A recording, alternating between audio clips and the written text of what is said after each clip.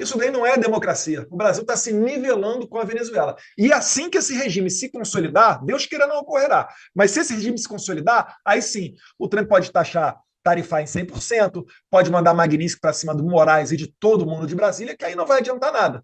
É Como por que isso que eu você... agradeço ao presidente Trump. Como que você avalia a atuação do governador Tarcísio de Freitas nesse episódio, Eduardo?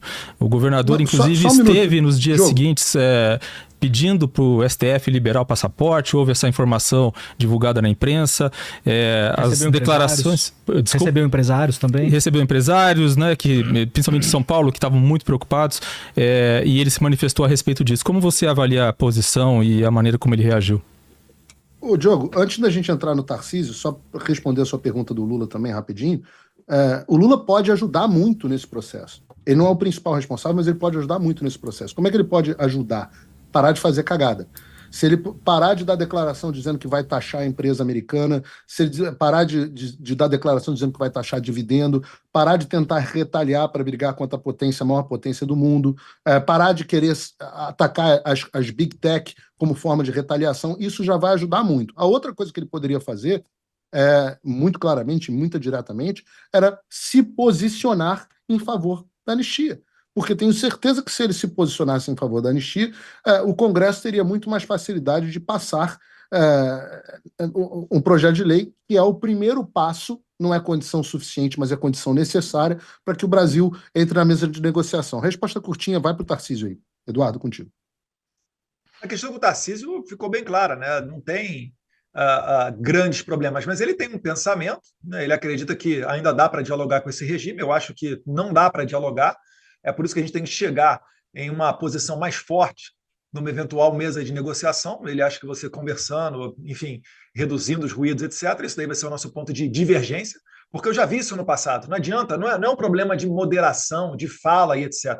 Se a Madre Teresa de Calcutá tivesse, ao invés do Bolsonaro, né, sido presidente do Brasil e tomado as medidas que o Bolsonaro tomou, né, por exemplo, colocando recorde de lucro das estatais e quebrando a perna de muito corrupto, ela seria igualmente perseguida. Iam falar que a Madre Teresa de Calcutá é nazista, fascista, sexógena, misógina, homofóbica e tudo isso. Então, para mim, é muito claro que não existe mais espaço para negociação. Se negociação adiantasse, a gente teria pacificado o Brasil com a cartinha do Temer. Né? Depois daquele 7 de setembro, Bolsonaro sacrificou imensamente seu capital político, né? Acreditava-se que fossem acabar os inquéritos e nada disso ocorreu. O Alexandre sempre dobra a aposta. É por isso que o Paulo bem disse, quando a gente senta aqui para conversar com as autoridades americanas, a gente até avisa, fala, olha, ele provavelmente vai dobrar a aposta. Isso já está precificado no nosso projeto. É por isso que está caminhando de uma maneira maestral tudo que nós imaginamos. E a gente vai seguir esse passo a passo. Né? Se for necessário, né, como é que o Paulo Figueiredo fala, né? Vai incendiar a floresta inteira? Como é que é, Paulo? Para encontrar o é uma frase do Cavaleiro das Trevas, né? O Michael Caine, personagem do Alfred, discutindo com o Bruce Wayne, onde ele pergunta, né, como é que vocês pegaram no final o bandido de Burma, né, da Birmânia? E ele fala, a gente teve que queimar a floresta inteira para pegar o bandido da Birmânia. A gente tem tentado evitar queimar a floresta inteira para conseguir se livrar do Alexandre de Moraes. Mas a floresta inteira é o Brasil. É necessário, né? O lema do filme, né, a moral que o filme passa, é que você, muitas vezes, para pegar o bandido que está disposto a tudo, você tem que tacar fogo na floresta inteira. Mas só para complementar... Não sei se vocês ouviram, o Diogo perguntou, a floresta inteira, a floresta inteira é o Brasil. Só para complementar, para não deixar passar a questão do Tarcísio... É o establishment. Justiça, né? Mas o Tarcísio ele é um grande gestor. Né? Ele é uma pessoa que é próxima do presidente Bolsonaro. Ele tem várias qualidades. A gente vai convergir em vários pontos, no ponto de economia, né, de mais liberdade, para a questão do empreendimento, né, pautas de privatização também dá para colocar adiante. Mas na questão de lidar com outros poderes, a gente certamente não acredita nas mesmas coisas. Né? O Tarcísio, por exemplo, ele nomeou para o seu secretariado, né, pessoas que fizeram parte da prefeitura do Fernando Haddad, no primeiro escalão do seu governo. Eu jamais faria isso. Jamais. Pessoas que têm conexão com a esquerda, né, com o PSOL, etc. Isso daí vai entrar no nosso ponto de discordância.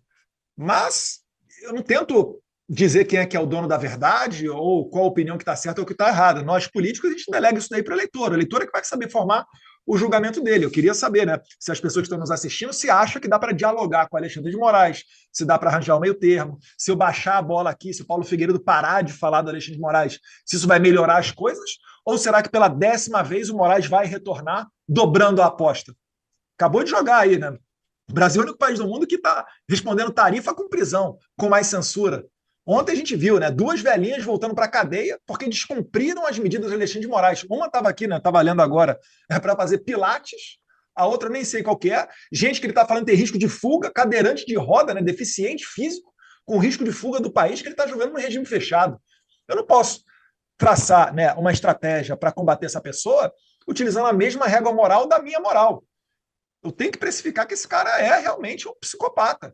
Esse cara consegue fazer coisas que, assim, ele só consegue justificar no mundo dos valores dele. Eu jamais conseguiria fazer isso. Uma pessoa do MST, do PSOL, etc., fazer o que ele está fazendo. Né? De medida cautelar, proibir o pai de falar com o filho. Enfim. Vocês sabiam que o Donald Trump tem um livro sobre negociação, não? Eduardo, falar disso? Eu ia falar nisso, Paulo.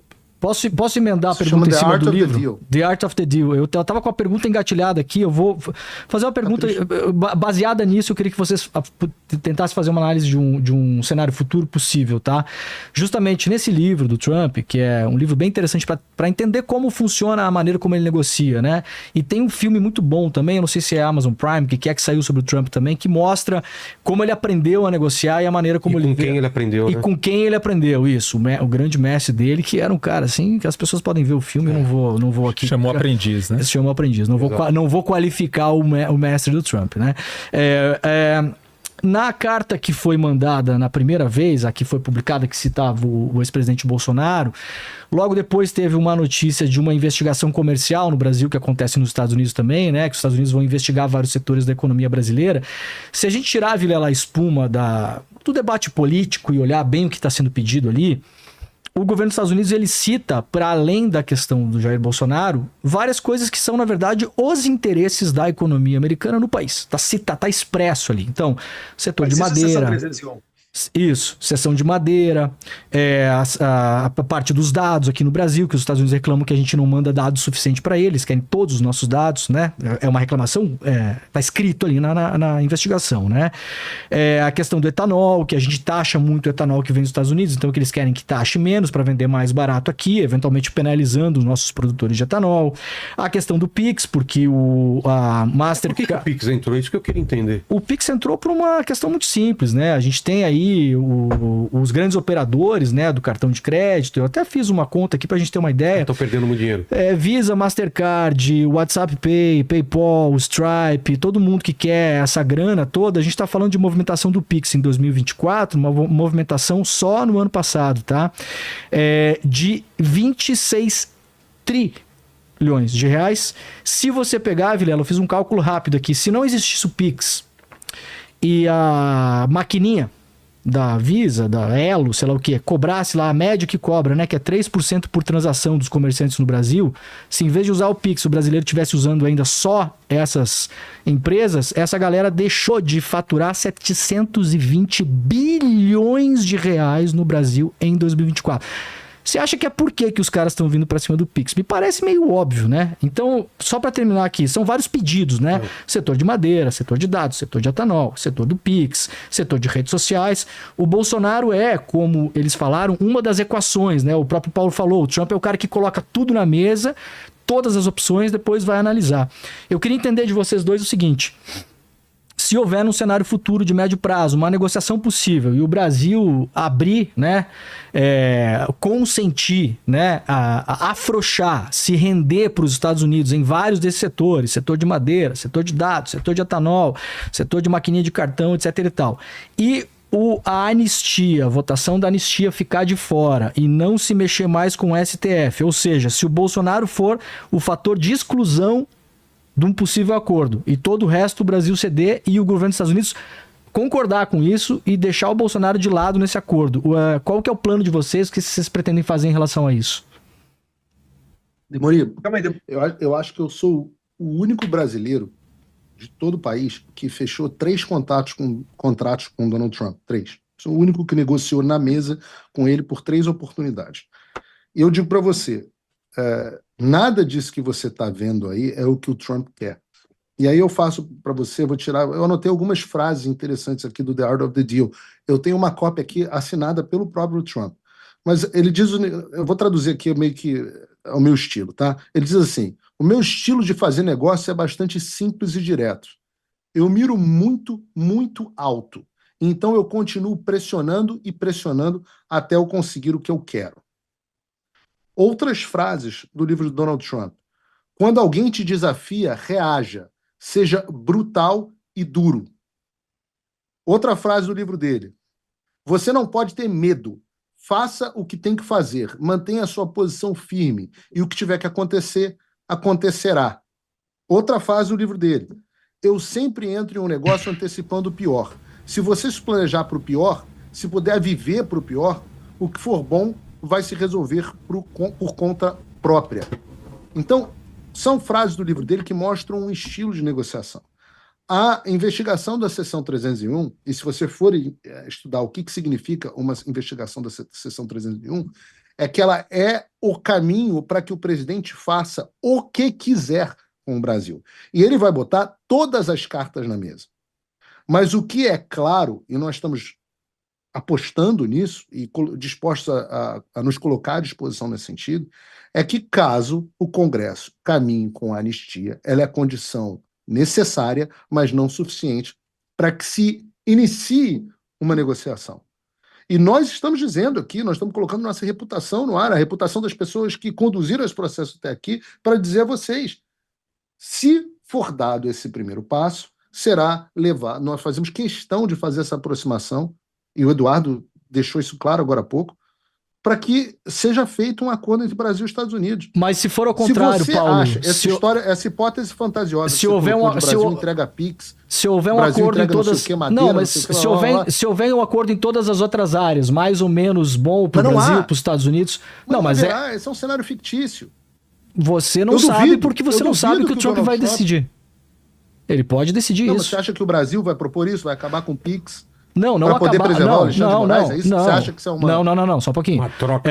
O que foi feito com China, com Canadá, com México, com Colômbia, sempre se chegou em um meio termo. A China abriu um pouco a questão das terras raras, mas manteve tarifas mais altas. Na China? O Brasil pode fazer uma negociação e abrir um pouco aqui, abrir um pouco lá, e a questão do Bolsonaro ficar de lado. Se isso acontecer, o que vocês farão? O que o Trump disse que ele queria na China? De novo, se isso acontecer, qual é a medida de vocês? Se o Bolsonaro ficar de fora... Concreto. Porque os entrevistados aqui são vocês. Os entrevistados aqui são vocês, Paulo, não a gente. O Paulo quer te mostrar, por que isso não vai acontecer. Eu acho que vale. O que o Trump queria na China era que fosse reduzida a tarifa para produtos americanos, item número 1, e item número 2, acesso aos minérios raros chineses. Ele saiu da mesa com o quê? Acesso aos minérios raros chineses e redução da tarifa para produtos americanos. O que ele queria com o Petro? Ele conseguiu com o Petro, que era acesso que a Colômbia aceitasse a deportação de bandidos mexicanos que o Petro ameaçou. O Petro escreveu depois uma cartinha de desculpa, uma coisa mais ridícula que eu já vi na minha vida. Não, desculpa, Trump, não foi bem assim, não foi isso que eu quis dizer. Então, se você pegar todas as negociações México, Canadá, que o Trump Ucrânia... OTAN, pega a negociação da OTAN. O que o Trump queria com a OTAN? Queria que a OTAN aumentasse o gasto dos seus países membros em até 2%, que assinasse um compromisso para que aumentasse para 2% do PIB. O que a OTAN fez? Aumentou para 5%. Então o Trump sai vencedor em todas as negociações. E o que ele está dizendo que ele quer agora, que não adianta, Demorir, o Brasil viver sob esse jugo e dar o Pix ou não sei o quê, porque o país vai entrar em ruína econômica. Num país que vive sob uma ditadura, a economia vai para o vinagre de qualquer forma. Só quem ganha dinheiro são os amigos do rei. Então você está dizendo que não vai haver negociação. Quem vai ganhar dinheiro vai ser o escritório dos ministros do STF. Não vai haver negociação se não tiver a questão do Bolsonaro na mesa. É isso. É impossível que haja uma negociação sem se negociar a liberdade do Bolsonaro. É isso. Não é liberdade do Bolsonaro, essa premissa é falsa. Não. A anistia não é para o Bolsonaro, a anistia é para os fatos. A anistia é para todos os brasileiros e hoje tem medo de se expressar. A anistia é para a senhorinha presa, a anistia é para mim, o que inclui a o Bolsonaro. anistia é para o Rodrigo Constantino, a anistia é para o Felipe Martins, que você apoiou aqui, que disse que está errado contra ele, a anistia é contra todos, e também inclui contra Bolsonaro. o Bolsonaro, Perfeito. em favor do Bolsonaro. Sim. Eu não é essa premissa de que personalizar essa questão, essa premissa está equivocada.